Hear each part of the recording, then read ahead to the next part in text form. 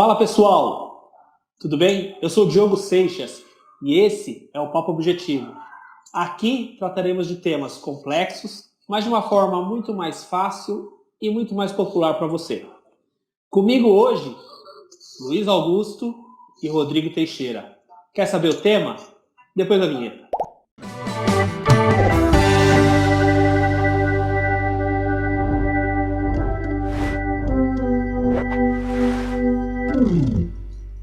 É um tema muito amplo, a educação. É difícil abordar só numa conversa, só num programa. Talvez a gente volte com esse tema futuramente. Aqui a gente vai tentar abordar os governos de São Paulo na educação de São Paulo, IDEB, Paulo Freire, sucateamento. Vamos tentar reunir essas coisas aqui nessa primeira conversa e futuramente voltaremos nesse papo. Aí eu vou direcionar a pergunta para o Rodrigo agora. E acho que é uma pergunta que acho que muito paulista deve fazer. Rodrigo, na sua percepção, qual foi a contribuição do estado que a gente está hoje com a educação pública em São Paulo? Qual foi a contribuição do PSDB nisso? O PSDB é um dos principais responsáveis pelo estado que a gente está passando na educação. Eu vou dar alguns exemplos. Ele conseguiu ampliar o número de vagas, mas, por outro lado, ele foi sucateando todo o sistema de ensino. Ele acabou prejudicando a carreira do professor, ele diminuiu o investimento em educação. Então, a gente pode dizer que, pelo fato do PSDB estar muito tempo no poder, acho que está no 7º mandato, no caso, a contribuição em prejudicar o ensino público do estado de São Paulo é muito grande. Só que, por outro lado, o ensino superior vai bem em investimento. É aí que é a questão, acho que é a principal. Alguns levantamentos demonstram que o Brasil gasta muito bem e o gasto com a universidade pública a nível nacional é compatível com os países de primeiro mundo. Já o gasto com o ensino público, ele está abaixo da média. Então, acho que é aí que é a questão. Eu estou com um dado aqui falando que o Brasil gasta 6% do PIB com a educação. Ele gasta mais que os países da média da OCDE, que é a Organização dos Conselho de Desenvolvimento Econômico. Já o gasto com o aluno, em particular, aí a gente pegando na questão prática, diretamente com o aluno, não chega a R$4.000 por ano.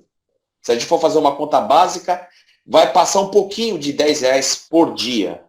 Então, o problema é esse. Gasta muito com o ensino superior, gasta muito pouco com o ensino básico, o ensino médio, a escola pública, de modo geral. Aí, acho que é aí que está o problema. Tá? Entendi. Na minha opinião. Entendi. E você, Luiz? Você quer falar um pouco desse assunto? Eu acho que o Rodrigo tocou num ponto importante, que a gente vive um drama no Brasil em que há ensino de qualidade, sim. Só que esse ensino de qualidade é para muitos poucos, né? Então, as faculdades públicas, né, aqui no estado de São Paulo, a USP, a Unicamp, a Unifesp, que aí já é uma universidade federal, as ETECs, que são as escolas técnicas, né, do estado de São Paulo, são centros de referência de ensino público. Porém, é uma educação muito exclusivista, é uma educação para poucos. Então, eu acho que o grande desafio é oferecer uma educação de qualidade para todos, de forma universal. E aí eu aproveito o ensejo para fazer uma provocação. Por que você, pai, mãe, avô, avó, de aluno matriculado em escola pública no estado de São Paulo, ainda vota no PSDB? E aqui não é uma questão de ser a favor do partido A ou partido B. A questão é a seguinte: o PSDB está há 25 anos à frente do estado de São Paulo, ou seja, à frente da educação pública do estado de São Paulo. Eu, você, o Rodrigo, todos nós estudamos em escolas públicas estaduais. E, em certa medida, vimos como a qualidade do ensino e os investimentos públicos nas escolas piorou nesses últimos anos, nessas últimas décadas. Então, a minha pergunta é: se a educação, a saúde, a segurança devem ser as principais prioridades do poder público, por que você aí que está nos ouvindo ainda vota no PSDB, que está há 25 anos à frente do governo do Estado? eu acho que a gente vive um momento de desesperança na educação, de desesperança em tudo que é público, né? Então, mesmo na periferia, o pai, a mãe, só não matricula o filho numa escola particular porque não tem recurso, tá?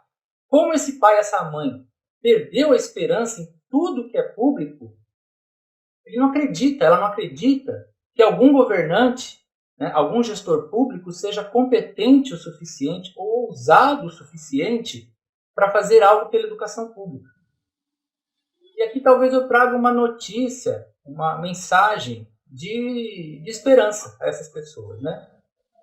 E eu começo dizendo a elas que elas estão enganadas, né? Então, por exemplo, hoje nós temos à nossa disposição resultados de índices de qualidade de educação. O mais conhecido deles é o IDEB, que é o Índice de Desenvolvimento da Educação Básica, né? Que é um indicador criado para medir a qualidade de ensino das escolas públicas, né? E o resultado do IDEB, ele fica à disposição de qualquer um.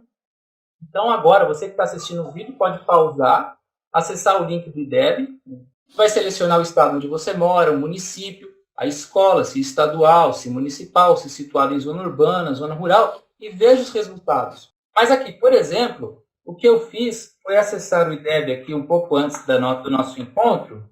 Eu passei por 6 instituições públicas estaduais ao longo da minha vida estudantil, né? E uma dessas escolas foi o Augusto Ribeiro de Carvalho, famoso Piquiri, lá da freguesia do Ó, saudosa freguesia do Ó. Sim, sim. Conhecido na região. Piquiri é. Bem conhecido. Por várias razões, né? Sim. Não as melhores, muitas vezes. Mas, assim, o que acontece? Então, o IDEB, ele estipula uma meta. Essa meta ela é bienal, né? Então, a cada 2 anos a gente tem uma meta. E essa meta ela começou em 2009 de forma bastante modesta, num score de 0 a 10, com a meta 4.6 em 2009 e agora em 2017 com a nota 5.7. E os valores da antiga escola onde eu estudei nunca alcançaram as metas propostas, sempre se situaram abaixo dessas metas. Porém, este resultado desanimador, não se repete em todo o Brasil. Então, nós temos exemplos de estados que estão fazendo um trabalho realmente diferenciado na educação e que estão conseguindo obter resultados incríveis no IDEB. Exemplo disso é o projeto de educação que está sendo desenvolvido já há alguns anos no Ceará, né? Então, a gente tem... Às vezes a gente ouve algumas notícias e acha que as notícias não são verdadeiras. As escolas públicas estão no Ceará. Como assim estão no Ceará? Tem que estar em São Paulo, que é o estado mais rico. Isso é mentira. Não, peraí. Vamos acessar o IDEB, vamos dar uma olhadinha lá. Aí você vai olhar o IDEB, vai perceber que 77 das 100 melhores escolas públicas do Brasil estão no Ceará. Quem diz não sou eu, quem diz é o IDEB. Então, por quê? Por que isso acontece? Por que esse desempenho tão diferenciado? Não dá por caso. Traz esperança, né? Traz em projetos que estão acontecendo aqui no Brasil. Será que, aí eu direciono para o Rodrigo, lógico que não é a minha opinião, mas acho que vai ter muita gente falando também que a qualidade do ensino, as escolas públicas não atingirem esse nível do IDEB, também se diz a má qualidade dos professores. Aí, Rodrigo, queria entender que você falasse um pouco disso, né? Que você é um cara que vive isso, então você pode melhor... No dia a dia. Isso. Sim. Então, não é corporativismo da minha parte, tá? Lógico que tem profissional ruim, tem profissional bom, mas assim, eu acho que o problema não é a questão da formação do profissional da educação, do docente. O problema é a falta de motivação, a falta de investimento num plano de carreira para o profissional, salas superlotadas, mas o que é interessante é que assim, o professor que dá aula no Estado, no ensino público, ele também dá aula nas escolas particulares. Quando eu falo escola particular, não estou falando de escola particular para a classe dominante do país, para menos de 1% da população, que é as escolas de alto padrão. Estou falando para as escolas particulares da classe média baixa e classe média. Os professores dão lá no Estado e na Prefeitura também dão aulas nessas escolas. E ele não muda a sua metodologia, ele não muda a sua capacidade, seu conhecimento. O material, na maioria das vezes, é o mesmo, só que você pega numa escola particular, o número de alunos é reduzido, então isso já ajuda. E outro detalhe, como o pai e a mãe estão pagando, o pai e a mãe cobram mais. Então, assim, a gente percebeu o seguinte, todo aluno que tem acompanhamento dos pais, ele tem um melhor rendimento. Quando os pais cobram mais para que o aluno estude, então, assim, numa escola particular, pelo fato de ele estar pagando a mensalidade, parece que a cobrança do pai em relação ao ensino do aluno ou da aluna é maior. Mas, assim, o professor é o mesmo, de modo geral. Essa que é a parte interessante. Os professores dão aula no Estado ou na Prefeitura, no ensino público, também dão aula nas ETECs. Entendeu? Sim, eu não estou falando das escolas de alto padrão. Colégio Rio Branco, Santa Cruz, entendeu? Eu não estou falando essas escolas. Colégio Dante Alighieri, eu não estou falando dessas, que é para menos de 1% da população, que a mensalidade supera até 5 mil reais por mês. Eu não estou falando dessas. Mas as escolas particulares de bairros, de periferia, ou para classe média baixa, os professores são o mesmo. Então, assim, tem que melhorar a formação do professor? Com certeza. Mas esse não é o principal motivo do problema. É a falta de motivação, plano de carreira, baixos salários, superlotação de salas, entendeu? Falta de segurança muitas vezes. E assim, o que eu percebo é que a educação no Brasil não é uma prioridade. Muitas vezes um pai que, com sacrifício, acaba pagando uma mensalidade numa escola particular de periferia, quando ele tem um problema no emprego, ou ele perde o emprego, ou ele tem uma diminuição de salário, a primeira coisa que ele faz é tirar o filho da escola particular. Ele não pensa em refinanciar o carro, ou vender o carro que ele está pagando em várias prestações. Ele não pensa. Então, o ensino no Brasil, infelizmente, ele não é uma prioridade. Se tiver alguma coisa para acrescentar, por favor, Luiz. Mas acho que isso que o Rodrigo trouxe é importante. É importante as pessoas saberem que o professor da escola pública, primeiro, antes de tudo, ele passou por um processo seletivo. E é rigoroso. E não é fácil. Né? Então, eu acho assim, profissional, qualidade de profissional existe. Esse não é um problema de longe. Esse não é o problema da escola pública. É claro que um profissional, qualquer que seja um médico, um engenheiro, um artista, se ele não tem condições de trabalho, é claro que ele não vai render. Isso é óbvio. E aí eu faço um convite. Vá visitar uma escola pública estadual. Mas não vá visitar a ETEC. A ETEC é a menina dos olhos do governo do estado. ETEC são poucas. ETEC é qualidade de ensino para poucos. Vá visitar uma escola pública regular. Aquela que tem que atender a uma universalidade. Vá visitar uma escola com tinta, com parede, sabe? Tem tinta. Carteiras quebradas, sem conta. Né? Visite o sanitário dessa escola, visite os laboratórios, as quadras. E aí você vai perceber, vai ter um pouco de noção dos fatores que impedem o bom desenvolvimento da educação nesses ambientes. Mas faça também uma outra visita. Vá a um CEL. Se você não é de São Paulo, talvez você não conheça. Os CELs são Centros Educacionais Unificados. Tá? Esses CELs eles foram criados lá atrás, na gestão da Marta Suplicy. E a época, né, foi severamente criticada pelo alto custo de instalação e manutenção desses equipamentos públicos. Os CELs eles têm uma visão um pouco diferente. É uma visão de ensino integral, no sentido de ser integrativo, de interagir, de promover a interação entre comunidade e escola.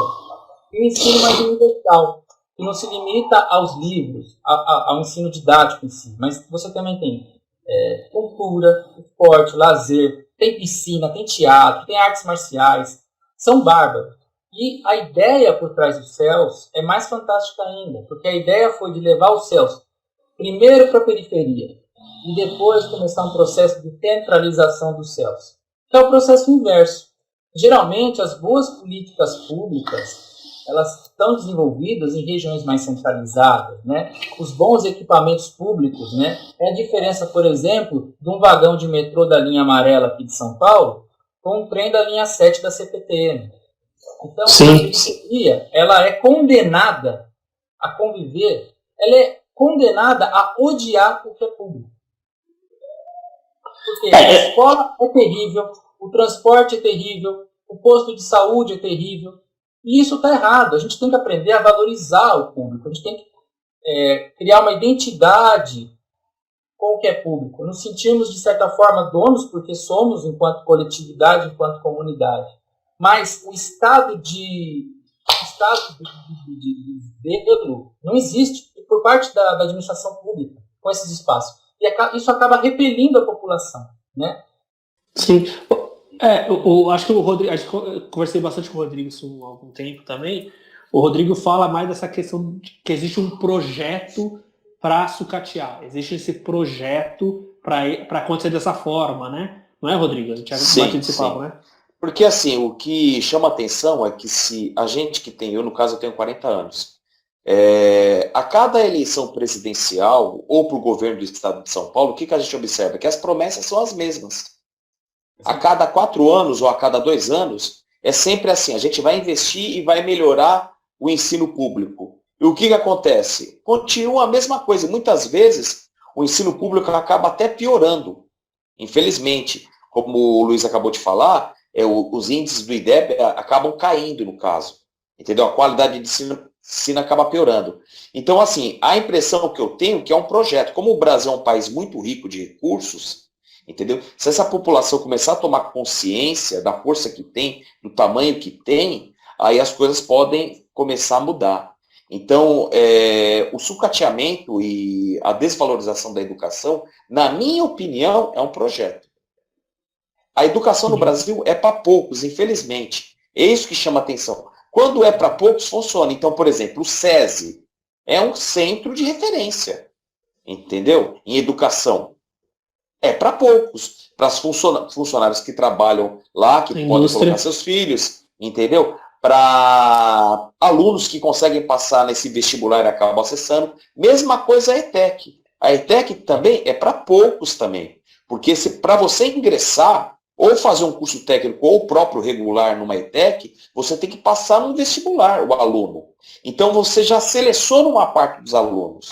Entendeu? É um processo seletivo, não é todo mundo. Entendeu? Tem uma peneira aí.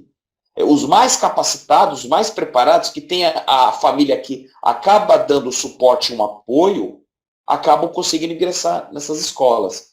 Tem as escolas federais também, mas pode falar. Sim. Não, você falou, eu lembrei que você tinha falado também, que essa quantidade de alunos no METEC, como ela é reduzida, e o pai cobra mais, ele tem um processo seletivo para entrar, numa escola pública tradicional, às vezes tem aluno que vai lá porque ele tem que se alimentar na escola. Simplesmente para se alimentar, com certeza.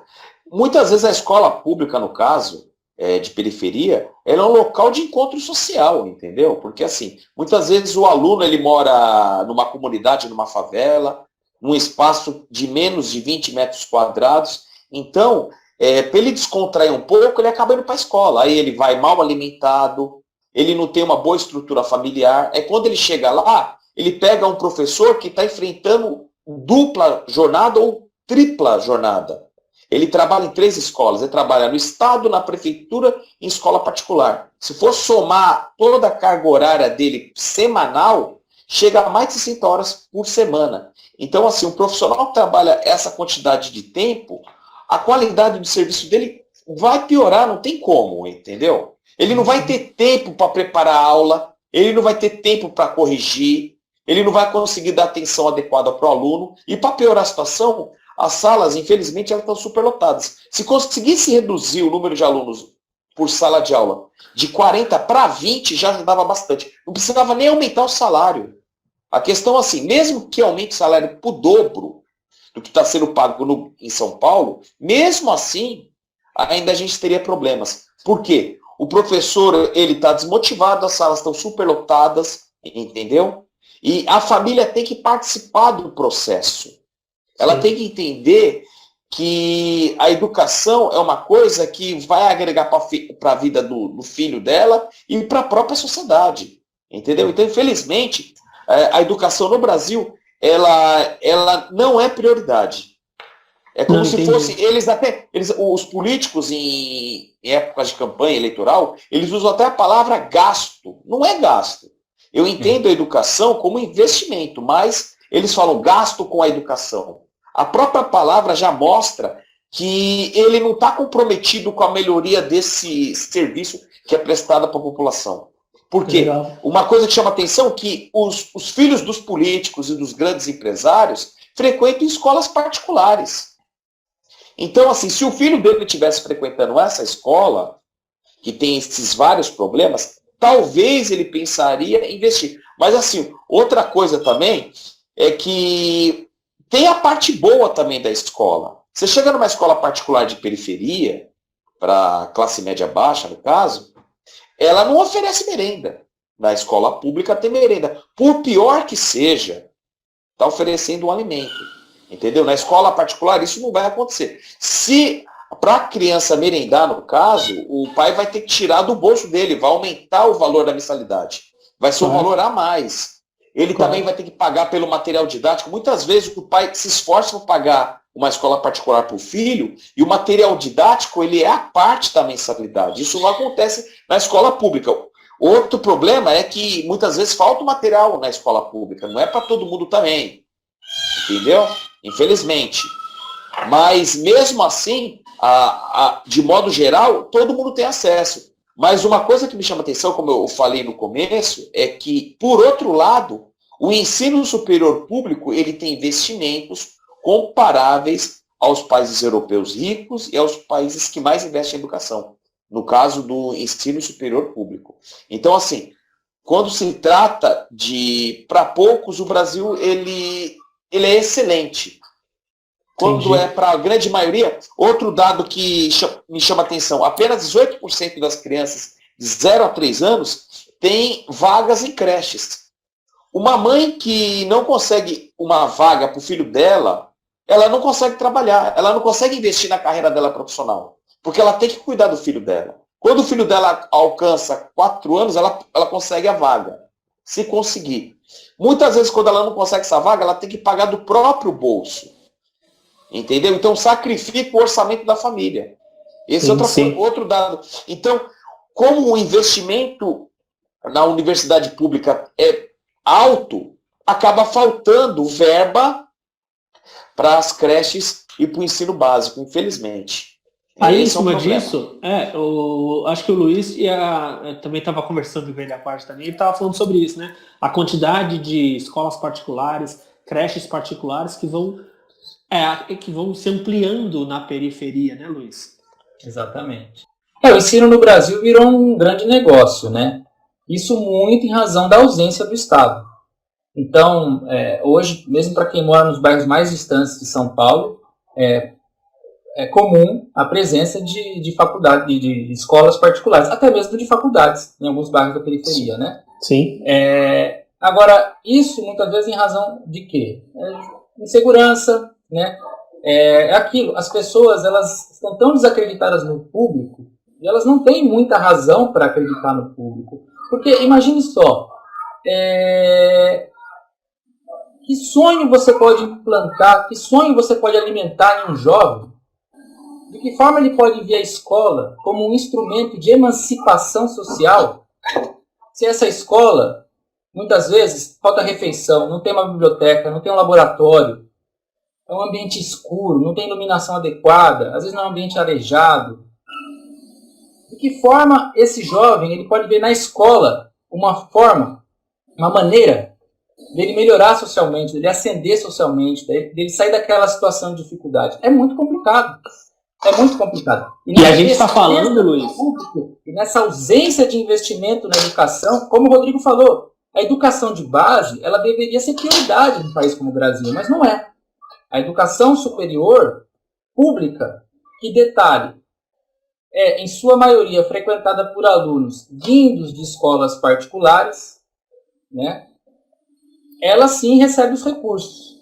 E mesmo assim são poucos, na verdade, né? É que comparativamente você vai perceber que há realmente que a educação de base é deixada de lado, né? Ela é deixada de lado. Então, assim, até tratando essa questão de projeto, como o Rodrigo trouxe, parece que existe realmente um projeto de sucateamento da educação pública. A impressão que passa é que a função da escola pública, infelizmente, é a de ser a formadora de uma massa acéfala, acrítica. Uma massa de trabalhadores que no futuro vão se submeter a baixos salários e a condições cada vez mais precárias de trabalho.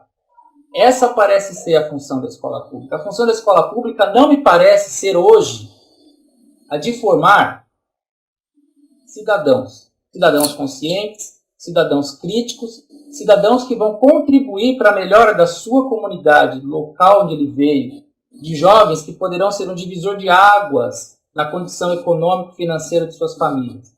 Infelizmente, isso hoje a escola pública não oferece.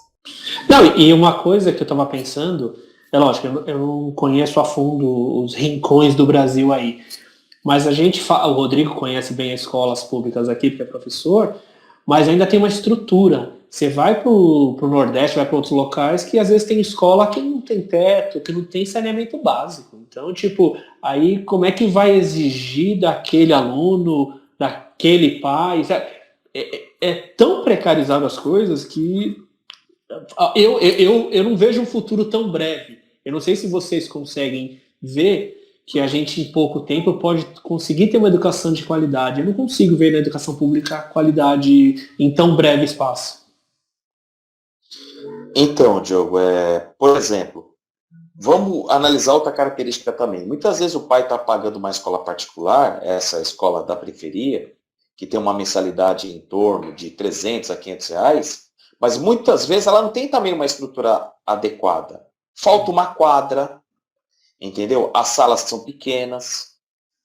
Aí, o que faz ela ter um ensino um pouco melhor é aquilo que eu falei, que é o número reduzido de alunos e o pai e a mãe participando da vida escolar do filho, cobrando. Porque muitas vezes uma família que mais precisa da educação, entendeu? Muitas vezes o pai e a mãe tá procurando emprego, cara. Tá tendo dificuldade para arrumar um local para morar, tá sofrendo o risco de ser despejado, porque mora em um local de ocupação. Então isso muitas vezes acontece. Então assim, se você não tem uma família estruturada, um local adequado para estudar, você não vai se empenhar. Então o aluno ele acaba sofrendo isso. A questão do professor é a falta de motivação e, no caso, as duplas jornadas, o mais de um emprego. Então, como a gente sabe que a educação é formada por sua maioria de mulheres, elas trabalham muitas vezes 2 empregos e ainda por cima tem que fazer o trabalho doméstico de casa. Entendeu? Então isso acaba sobrecarregando ela. Sim. Então acaba afetando na qualidade dela profissional. Não que ela não tenha capacidade. Entendeu? Outra coisa que me chamou a atenção, de uns anos para cá, foi reduzindo o número de funcionários que trabalham na escola. Uma escola com 17 salas, com 20 salas, ela tinha mais ou menos 3 coordenadores. E qual que é a função do coordenador? Auxiliar e orientar o professor. Explicar para ele ou elaborar com ele a melhor metodologia para ensinar o aluno, entendeu? Então foi reduzido de 3 coordenadores para 2. Foi reduzido também um cargo chamado professor mediador, que é aquele professor que vai fazer um trabalho de conflito. Quando um aluno tem um conflito com o professor ou tem conflito com outro aluno, entra em cena o professor mediador, que vai tentar resolver essa questão. Eram 2 por escola, agora são 1.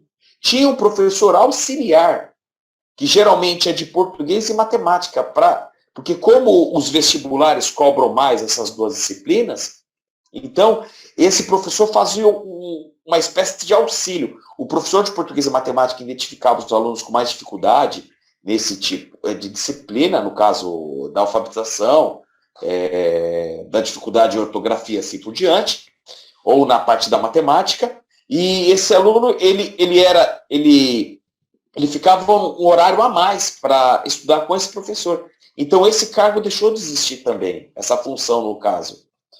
Entendi. Então, a escola pública está diminuindo o investimento, está diminuindo a verba, infelizmente. Entendeu? Aí, Rodrigo, uma coisa que uma vez também você tinha colocado, é que uma qualidade de ensino todo mundo vê assim, não, o aluno tem que estar integral na escola. E você tinha colocado, né? Para a gente colocar um aluno integral na escola hoje, você teria que ter um número de escolas a mais, porque não tem como, né? Queria que você falasse um pouco disso. Porque uma escola, por exemplo, o aluno para ficar no horário integral, ele fica, vamos supor, se ele estuda à tarde, ele teria que ficar de manhã. Mas a escola também funciona de manhã, para os alunos geralmente do ensino médio. Então você teria que dobrar o tamanho da escola. Mas a outra questão é a seguinte, geralmente o ensino integral está mais ligado ao aluno do Fundamental 2 e do médio. No ensino médio, no Brasil, em São Paulo, não funciona. Por quê? Porque quando o aluno fica 8 horas na escola, ele percebe, no caso do aluno do ensino médio, que ele pode conseguir arrumar um emprego. E como que ele vai fazer? Eu tenho vários alunos do ensino médio que acabam arrumando emprego. E se eles estão estudando numa escola de tempo integral, eles vão acabar abandonando essa escola e pedindo transferência para uma escola normal. Então, para você garantir a permanência de um aluno com disciplinas diferenciadas numa escola de tempo integral, você tem que criar as condições. Como esse adolescente ele vem de uma família que tem uma dificuldade financeira, quando ele atinge a idade da adolescência, ele percebe que ele tem que ajudar no orçamento da casa, então ele acaba procurando emprego. Então, se ele consegue, de repente, uma vaga numa escola de tempo integral, se ele arrumar emprego, ele vai abandonar a escola. Então, muitos alunos acabam partindo para isso. É um outro caso também. Por muito tempo, as crianças de 7 a 14 anos abandonavam também a escola. Hoje a gente tem a maior parte das crianças de 7 a 14 anos estudando nas escolas, matriculadas. A gente tem vaga para todo mundo, praticamente. A gente conseguiu universalizar o ensino. Mas por quê? Por causa do Bolsa Família. Porque quando a gente pensa no Nordeste, no caso, ou até no interior de São Paulo, nas áreas mais rurais, como a família tem um orçamento pequeno, um baixo salário, no caso, o pai e a mãe não tem um bom rendimento financeiro, então a criança ou o pré-adolescente acaba tendo que trabalhar para ajudar no orçamento da casa. Então o Bolsa Família veio para fazer com que esse aluno deixe de trabalhar, para diminuir um pouco o trabalho infantil no Brasil. Então, paga-se para a família manter o aluno na escola. E se ele faltar, se ele atingir um número X de falta, pode ser cortado. E também ele acaba mandando para a casa dele o pessoal do Conselho Tutelar. O Conselho Tutelar é acionado para saber por que esse aluno que acaba recebendo o Bolsa Família está faltando. Então, eles vão querer saber o que está acontecendo, por que você está faltando. Então, tem esse lado também. Então, assim, escola em tempo integral funciona na Europa, onde a criança ou adolescente estuda a vida inteira e depois ainda cursa a universidade sem precisar trabalhar, porque a família tem um bom rendimento financeiro, tem uma boa condição financeira, então não precisa trabalhar. Aí quando ele termina a universidade, ele pode procurar um emprego. No caso do Brasil, como a maior parte da população acaba começando a trabalhar com 14 anos, o ensino em tempo integral não funciona. Até que criaram uma lei que é jovem aprendiz, que é para adolescente, de modo geral, de 14 anos. Sim, então legal. Não tem muito sentido. Não funciona no Brasil. Entendi. Não, Luiz, até queria passar para você comentar um pouco, mas eu, vendo o Rodrigo falar aí, eu fico um pouco triste, porque a complexidade é muito maior, não está só na educação, está na família, está no emprego, está na saúde. É um conjunto muito gigante, né, Luiz? Então, o que a gente não pode se esquecer é a realidade da escola pública no Brasil. São os desafios que a escola tem que enfrentar. E para entender esses desafios que a escola tem que enfrentar, especialmente a escola pública, nós temos que entender quem são os beneficiários, ou a maior parte dos beneficiários desse serviço público. Né? São famílias de baixa renda, de baixíssima renda. São famílias constituídas por pais, mães, que saem de suas casas logo cedo, às vezes ainda de madrugada, para trabalhar longe, 2, 3 condições muitas vezes, e voltam muito tarde. Né? São famílias que têm na escola um porto seguro para os seus filhos e que esperam que essa escola tenha a estrutura necessária para acolher os seus filhos. para fornecer-lhes boa educação. O que a gente tem que entender, de uma vez por todas, é que somente o poder público, seja diretamente, seja por meio de parcerias, é o único agente capaz de oferecer ensino público universal e de qualidade. Entenda, universal e de qualidade, não é um ou outro. Universal porque vai atingir toda a população que dele precisa. E de qualidade. Voltando às escolas particulares na periferia, elas existem porque existe uma demanda. Existe falta de vagas, né? Existe essa questão dos horários. Muitas vezes o horário de trabalho dos pais não coincide com o horário da escola pública. Então os pais se socorrem na escola particular. Porém, essas escolas são empresas. E elas têm que atender a lógica de mercado e, consequentemente, ter como objetivo principal a maximização de lucro. Porém, o seu público-alvo é constituído por famílias de baixa renda. Logo, essas escolas não podem cobrar mensalidades altas, talvez mensalidades suficientes para ter um quadro docente qualificado e equipamentos de boa qualidade, equipamentos suficientes para proporcionar uma boa educação para as crianças. Então, o que acontece? Muitas vezes, esses professores que vão trabalhar nessas escolas particulares, eles têm que se submeter a salários muito baixos. E eles não são professores que submeteram, que passaram pelo crivo de um processo seletivo, como os professores da escola pública. Então, olha que coisa estranha, que contradição. Às vezes o aluno está aqui, ao lado da casa dele tem uma escola pública, do outro lado da rua tem uma escola particular. O pai coloca na escola particular, muitas vezes com a esperança de que o filho vai ter uma boa educação. Só que o professor dessa escola aqui ao lado, essa escola pichada, essa escola que não tem equipamento, né, essa escola que sofre com toda a depredação que o Estado está infligindo às escolas públicas, esse professor aqui, ele tem mais qualidade, não estou dizendo isso de forma absoluta, estou dizendo que ele pode ter evidências de que ele tem essa qualidade porque ele passou por um processo seletivo. Porque aquele outro professor da escola particular. Né? Sem críticas aos professores da escola particular, mas é só entendendo essa lógica. Né? Essa lógica perversa. É uma lógica perversa. Sim, sim. E uma pergunta questionamento, uma provocação que eu faço aqui é a seguinte: qual que é o papel da escola no Brasil hoje? O papel da escola no Brasil hoje é formar cidadãos, ou entre os papéis está esse de formar um cidadão que contribua para a sua comunidade, um cidadão que realmente participe da vida social e se sinta parte disso, ou formar mão de obra, ou formar consumidor, ou formar um vestibulando. Hoje é muito comum escolas que já vêm assim com aquela ideia de que a criança entrou na primeira série e já está preparando para o vestibular, né? Como se isso fosse mais importante para as pessoas. Como se não fosse mais importante formar um cidadão. Como se não fosse mais importante fazer da escola um espaço, sim, um espaço para a vida política, sim, por que não? Porque a vida política é isso. A vida política é convivência. Nós brasileiros somos levados a acreditar que política é aquilo que a gente faz a cada biênio, né, de voltar uma vez para prefeito, depois de 2 anos para governador e presidente. Não, política não é só isso. Política não se resume a isso. E o local para se construir política é o espaço público. E a escola é um ótimo espaço público para se construir a política. Legal. Rodrigo, tem alguma coisa para complementar? Tenho. Para complementar, sim, que muitas vezes, que nem o Luiz falou aí, que chama atenção é que o professor da escola pública também é o professor da escola particular, no caso dessas escolas de periferia. Não estou falando das escolas de alto padrão, entendeu? Que a mensalidade ultrapassa R$5.000. Aí é outro caso, eu não conheço a realidade dessas escolas, tá? Que é uma escola feita por menos de 1% da população brasileira.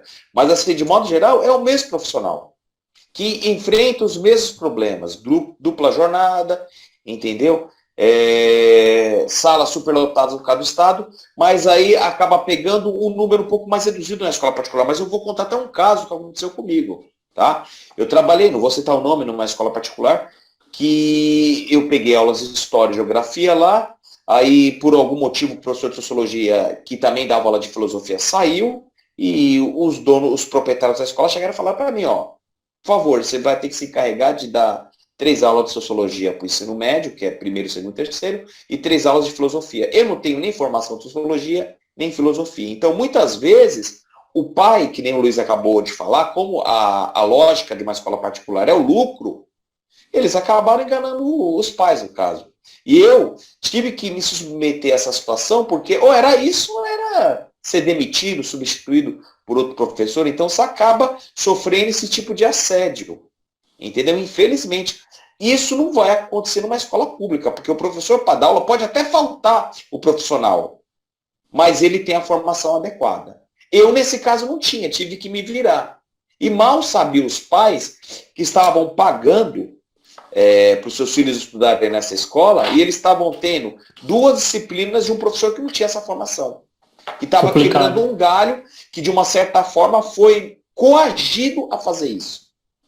Complicado. Com perigo de demissão, entendeu? Então, assim, a gente enfrenta, ainda tem isso também. Então, os pais, eles têm que ficar um pouco atentos.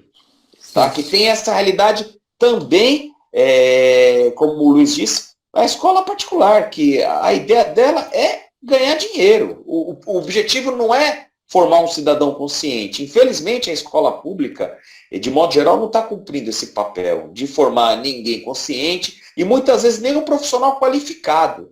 No caso, as ETECs. As ETECs é para um número muito reduzido. Por exemplo, no caso da Brasilândia, ela tem uma ETEC. No universo de mais de 300 escolas. Só na Brasilândia. Aí eu tô incluindo escolas de Fundamental 1, escolas de Fundamental 2 e médio e escolas de primário, EJA, que seja. Então, tem uma ETEC para 300 escolas, contando escolas estaduais e escolas da prefeitura. Então, é para um público muito seletivo, que vai passar por um vestibular. O certo seria, na minha opinião, que fosse pelo menos um sorteio. Seria uma coisa mais justa. Aí, os alunos, muitas vezes, eles até criaram uma porcentagem que tem que ser de alunos que são de escolas particulares e alunos de escolas públicas, para não ficar só aluno de escola particular, que acaba ingressando na ETEC. Mas, infelizmente, são as famílias que têm as melhores condições financeiras, que têm uma estrutura, que têm um cuidado maior com a educação, que vai conseguir colocar o filho dela na ETEC, que é uma para um bairro com 300 mil habitantes. Então, quer dizer, é muito pouco. Então, mesmo que forme um bom profissional, é um número muito reduzido, é muito pequeno. Não é para todo mundo, entendeu? E aí você podia até falar, Luiz, que você deu uma pesquisada sobre mesmo o investimento na universidade pública sendo alto, que eu tenho até o dado aqui, na média se gasta R$3.000 por mês com o aluno do ensino superior público da universidade, enquanto o aluno da escola pública é gastado R$3.000 por ano. Entendeu? Você poderia falar, por exemplo, no caso de o quanto que esse aluno da universidade pública ele está contribuindo para a pesquisa, para o desenvolvimento de tecnologia e assim por diante. Tá? Esse é um problema muito grave no Brasil, né? Quer dizer, eu acho que enquanto espaço público, seja a escola, o ensino técnico ou a universidade, ela tem que contribuir efetivamente, né, para a coletividade. Efetivamente para a coletividade. E o que a gente vê muitas vezes é que as universidades públicas, apesar de serem muitas delas centros de excelência, elas contribuem quase que exclusivamente para o indivíduo, para a formação do indivíduo. Né? Então, por exemplo, no mundo inteiro, as universidades públicas, elas não só as públicas, as particulares também, elas têm forte contribuição no projeto, na pesquisa, né? Qual país registra maior número de patentes? O Brasil ou a Alemanha? A Alemanha, mas aí é de goleada, 7-1 é pouco nesse caso aí. Né? Então, quer dizer, a faculdade pública, a universidade pública, ela está cumprindo o seu papel para com a coletividade ou não? Do ponto de vista da coletividade, faz diferença um jovem cursar uma faculdade particular ou pública? Não vamos considerar aqui a questão da ascensão social, imaginando que um jovem da periferia ingresse numa faculdade pública Porque isso, por si só, é um divisor de águas. Não na vida só dele, na vida da família dele, da comunidade onde ele vive. Né? Mas vamos considerar só a faculdade em si, só a universidade em si. Qual contribuição efetiva ela traz para a sociedade? Porque a escola, a faculdade, por ser pública, na minha concepção, ela tem que trazer algo a mais, né? Em benefício da população. E aí, infelizmente, no Brasil, a gente observa isso pelo que se paga a título de bolsa de estudos, né? Em nível de pós-graduação, em nível de graduação, de iniciação científica, os valores são muito baixos, né? Quer dizer, é um país que realmente não tem a educação como prioridade. A educação ela é prioridade para a formação de uma minoria, enfim. Eu queria falar com vocês, porque uma das coisas que a gente falar de educação sem citar Paulo Freire, não tem como fazer isso aqui no Brasil, né? E acho que em boa parte do mundo, né? E uma coisa que eu vejo bastante é muito a ala conservadora, muita ala da mídia, eles batem muito no Paulo Freire, né? Eles colocam como se ele fosse o culpado da gente estar hoje no que a gente está. E você vê comunicadores que criticam Paulo Freire há muito tempo sem ter lido uma nota de rodapé do Paulo Freire, entendeu? Por que se fala tão mal do Paulo Freire? É difícil você falar mal de uma ideia de ensino que promova. Primeiro que é um método de ensino fundado na democracia, eu acho, pela própria participação do aluno no processo de seu desenvolvimento, né? Não é o que ele chamou de educação bancária, se eu não me engano, Rodrigo, acho que é isso, né? É aquele conhecimento que parte do professor para o aluno, Sim. como se o professor fosse uma caixa e essas informações saíssem dessa caixa e fossem diretamente para o aluno, como se o aluno fosse um ser acrítico, incapaz de observar a realidade em que ele vive, e incapaz de contribuir para a aprendizagem do todo. Como se não tivesse uma vida, um conhecimento prévio, uma experiência de vida assim, isso, exato. Não é verdade? Então, correto. É democrático nesse sentido.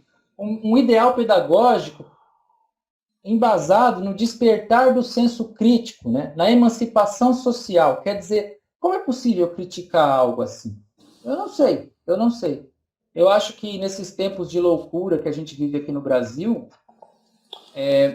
muitas pessoas, e pessoas que eu fico triste porque são pessoas que hoje tem esse termo que eu acho tão horrível, que é o termo influenciador, né? Eu não sei de onde veio digital. Isso, cara. Influenciador digital, que desgraça que é isso. Quer dizer, uma pessoa que tem uma certa repercussão social, que tem um público cativo, um seguidor e tal, como é que uma pessoa pode virar público e criticar um pedagogo, diga-se de passagem, o brasileiro mais citado em obras do mundo inteiro, né? Se eu não me engano, com o maior número também de doutorados. Me fugiu a palavra de doutorados honoris causa. Né? Condecorado, condecorado mundialmente, honoris causa. Reconhecido. Que toda a metodologia dele serviu de base para influenciar sistemas de educação a mundo afora, né? Exatamente. Que é uma educação inclusiva, que passa autonomia para o aluno, entendeu? Que usa o dia a dia dele para ele aprender, para ele se alfabetizar. Ele ficou muito famoso na alfabetização de jovens e adultos, que era o Mobral, né? E ele pegava as coisas do dia a dia. Então, o pedreiro, tijolo, cimento, e ia alfabetizando aquelas pessoas que deveriam ser alfabetizadas na idade correta, mas tiveram que trabalhar e abandonar a escola na juventude para ajudar financeiramente a família, que era extremamente explorada. Então, o Brasil ele carrega essa coisa. Ele realmente fazia uma denúncia social.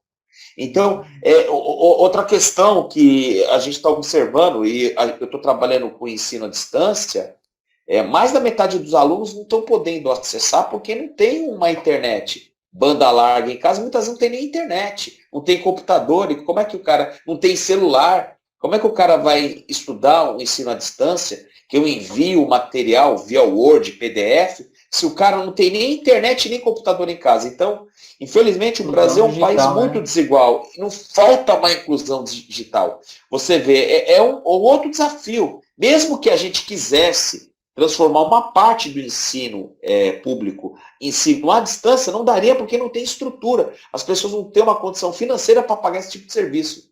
Entendeu? Então eu acho que o Paulo Freire, ele faz a denúncia de que o Brasil é um país injusto e desigual. Ele queria criar uma autonomia na pessoa, porque a educação é feita para a pessoa melhorar de vida. E muitas vezes, para as pessoas que mais precisam da educação pública são as que menos têm acesso, infelizmente, que acabam sofrendo essa desigualdade, né? Então a educação, ela compromete tudo, precisa de condição financeira, porque pessoa com fome não consegue estudar direito. Precisa estar despreocupado, não pode ter problema com questão financeira. Isso é problema que os pais vão ter que enfrentar, não os filhos. Mas a gente também tem esse tipo de problema. Então, tem tudo isso, infelizmente. Na medida que é uma educação que promove, em certa medida, né, o despertar do senso crítico, ela pode ser temida por alguns governos, pela elite, né? E aí existe aquele processo de você personificar ideias. Porque se você trouxer todo o ideal de Paulo Freire e explicitar em palavras compreensíveis aquilo que Paulo Freire quis e o que ele fez nesta vida, sem citar o nome Paulo Freire, provavelmente a pessoa não verá nada de errado. Pelo contrário, ela vai tecer muitos elogios a respeito desse esforço, né? Agora, o que acontece? Ideias são muito difíceis de ser combatidas. Então, uma estratégia é você personificar a ideia. Pessoas não. A pessoa pode ter uma vida ilibada, uma reputação impecável, mas é um deslize, um único deslize que ela comete. E ela vai ser penalizada a vida inteira por esse deslize. Não é? Sim. Então, o que acontece? Paulo Freire está passando por isso. Eu acho que poucos ouviram falar, fora do mundo pedagógico, poucos ouviram falar de Paulo Freire em suas vidas. Poucos. Verdade. Talvez a pessoa estivesse estudando conforme o método Paulo Freire, talvez. Certamente pela influência de Paulo Freire. Mas não sabia, não sabe quem é Paulo Freire, quem foi Paulo Freire. Né? Mas hoje não. Por quê? Você tem que pegar todo esse ideal e personificar. É a mesma coisa que estão fazendo hoje com a discussão bipolar da política brasileira, né?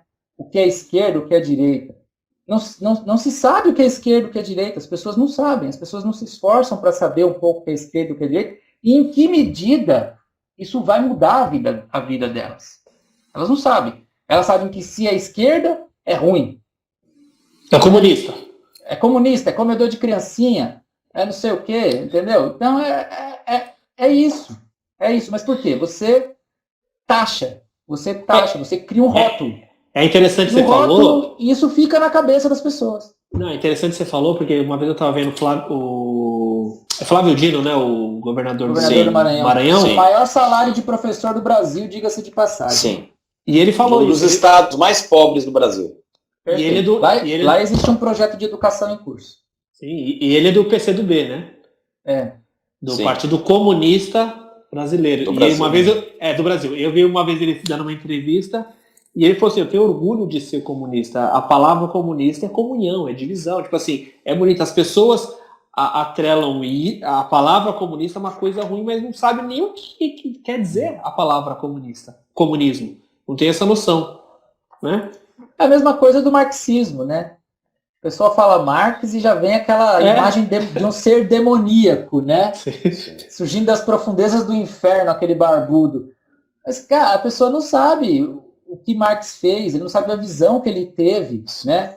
Uma visão concreta das coisas, realista, materialista, de como se dá a construção a luta de classe, do mundo, né? A luta de classe, a oposição de forças. Mas essa palavra, quando a gente fala luta de classe... Exato, é um rótulo. E que chega na mídia... Popularam, na verdade. A gente não pode falar sobre isso, tem que demonizar isso, não pode entrar isso na pauta. Bem, gente, a gente está chegando aqui no final, né? E sempre no final a gente quer sempre deixar uma dica, seja de livro, seja de um documentário, seja de um filme, para você buscar um pouco mais sobre o assunto. Como eu falei no início, a gente vai voltar a esse assunto. Tem muita coisa que ficou para falar, né? Então a gente vai voltar nesse assunto que é primordial, né? Aí, Luiz, eu começo com você. Você tem alguma dica para passar para a gente hoje? Eu gostaria de sugerir o filme O Aluno, que é o filme baseado numa história real de um senhor africano de 84 anos que em seu país luta pelo direito de estudar. É um filme Muito muito bom. bonito, uma lição de vida. Muito bom esse filme, muito bom. Eu vi, muito bom. Vale a pena assistir. Muito bom, é muito bom. Você, Rodrigo? A minha dica é um documentário que se chama Pro Dia Nascer Feliz, que fala do dia a dia de 3 escolas, de modo geral. Uma escola do interior do Nordeste, em que tem uma poetisa, certo? Que tem notas excelentes, que ajuda várias pessoas, no caso. De uma escola da periferia do Rio de Janeiro, que as meninas na adolescência acabam ficando grávidas, e do Colégio Santa Cruz, mostrando a realidade diferente de cada escola. Como o ensino ele é diferente para cada parcela da população. A elite vai ter um acesso a uma educação de qualidade, uma educação que faz a pessoa ter uma consciência, entendeu? Enquanto na periferia a gente vê que os investimentos baixos, a falta de estrutura da família faz com que a escola acabe sendo local de encontro social, infelizmente, de depósito de alunos, tá? Entendi, Mas a minha dica é essa. Mas Legal. outra coisa também, antes de criticar o Paulo Freire, como o Luiz disse, e você disse também, Diogo, tem que ler pelo menos um livro dele famoso. Leia pelo menos uma obra, para depois você ter o direito de começar a fazer uma crítica. Mesmo assim, ela vai ser uma crítica que vai ser um pouco superficial. Porque para fazer uma crítica de um autor tão citado mundialmente como Paulo Freire, o mais citado na educação mundial, de modo geral, você tem que conhecer toda a sua obra, né? Porque senão fica uma crítica de ouvido, de orelha, ouviu falar, não sei se comum, isso não tem valor nenhum, infelizmente. A tá? crítica... Pode falar, Luiz. Então fica outra dica, né? A pedagogia do oprimido, ou da autonomia, acho que a do oprimido As talvez duas, né? As duas. Pode ser, com certeza. Também hoje é o dia que eu vou dar uma dica também. De vez em quando eu vou aparecer aqui para dar umas dicas também. Tem a ver com educação, que é um documentário que chama A Ponte. É sobre a casa do Zezinho. É uma mulher do Capão Redondo, onde ela montou um centro educacional para complementar, para ajudar a comunidade dali.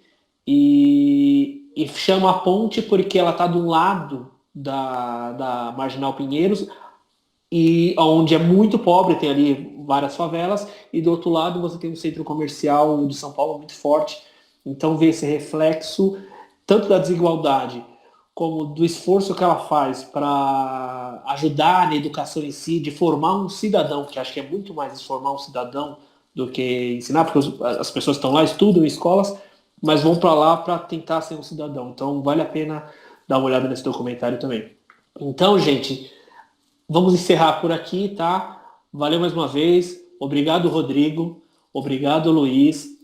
Foi sensacional esse papo.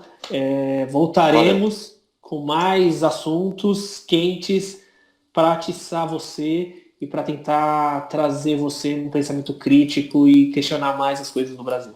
Beleza? Legal. Valeu, pessoal. Até a próxima.